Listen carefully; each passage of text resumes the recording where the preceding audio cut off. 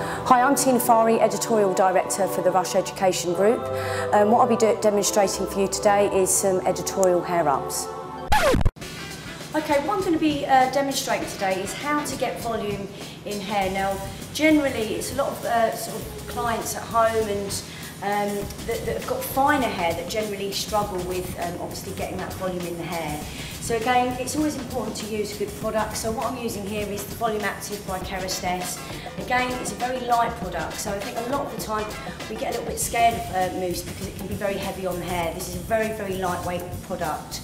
So again, working again with almost like a golf ball size in the hands, working that through, again, working that through the hands, and again, we want to work this nicely even distributed through the hair. So again, just working small amounts through, and again, it's important to work mainly on the root areas, which is where we want to get that volume through the hair.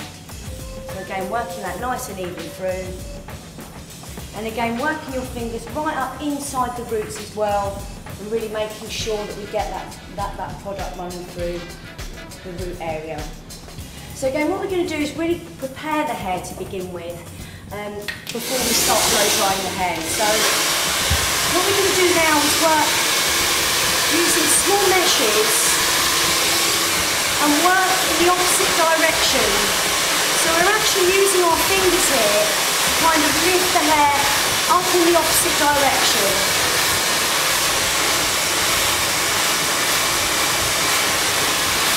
And again, what this does is it dries the product in to start off with, so that we're not going to get the brush sort of sticking to the mousse. So again, working almost across the head.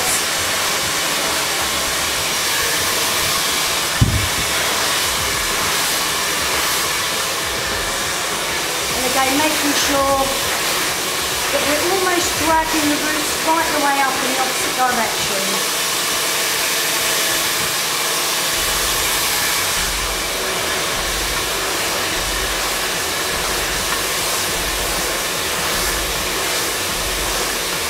Again, it's important that we dry these sections, you know, quite dry, because quite often when we get the root lift in the hair, and the hair's still a little bit damp, it can quite often drop. So the key to this is to really make sure that we dry the roots off thoroughly.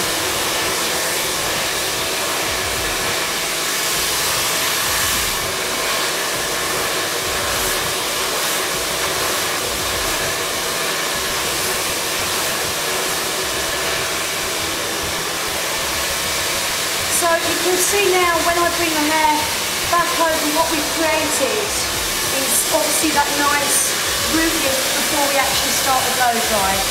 Then once we've done that side, we're going to work through the opposite side.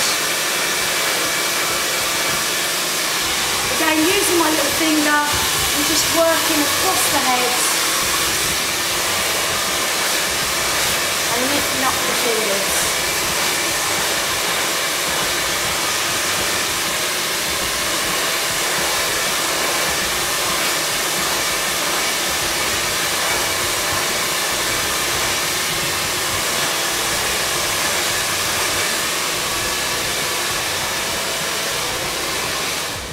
Now once we've done, obviously, all through the hair, this will actually allow us to have a good base for our blow dry.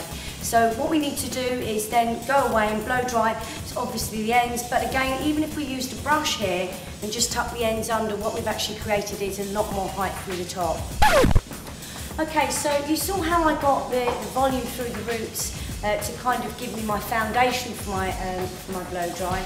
So I've just worked all of my sections up under, and I'm continuing to work through this top area. Now this top area is the most important part of the blow dry, because this is where we want to start to see the volume. So again, technique to it is really using very small, quite small sections, and ensuring that the hair is pushed right the way forward. So when we put our brush in, we push the hair right forward and our brush goes right into the roots. This allows us to really get a lot of volume through the top area.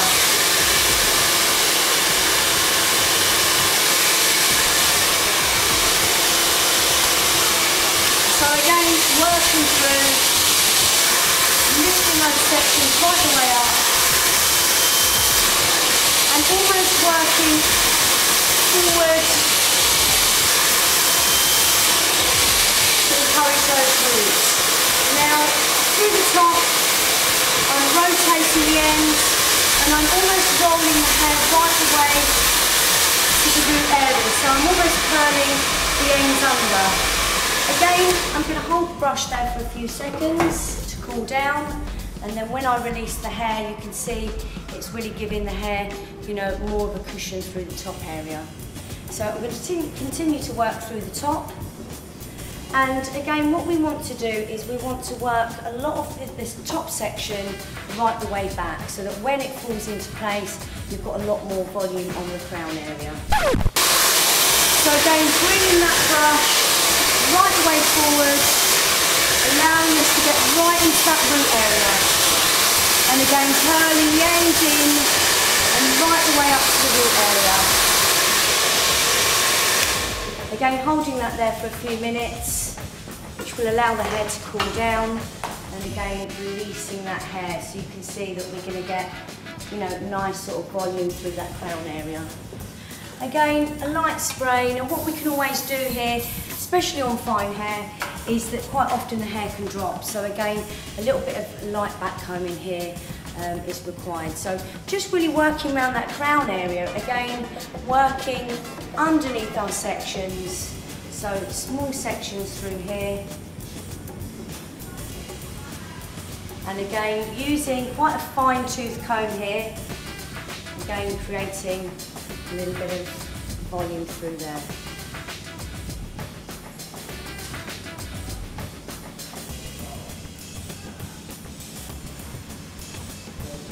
I think people can be a bit scared of backcombing because they think it sort of can damage the hair, but if you're working very, very lightly with the backcombing, it's not going to affect the hair at all.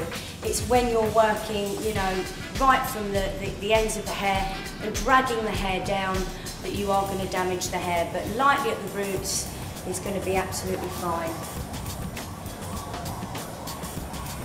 Again, just combing that through just to smooth out just that top area. So again, just working with our first technique, which was using our fingers and a light mousse and working in the opposite direction with small meshes to begin with. And then after that, we've blow dried the hair, concentrating mainly on the top area, and again working those sections horizontally across the top of the head, working quite far into the fringe area, which will give us our volume through the top. And again, a little bit of light backcombing, so how to create volume in the hair.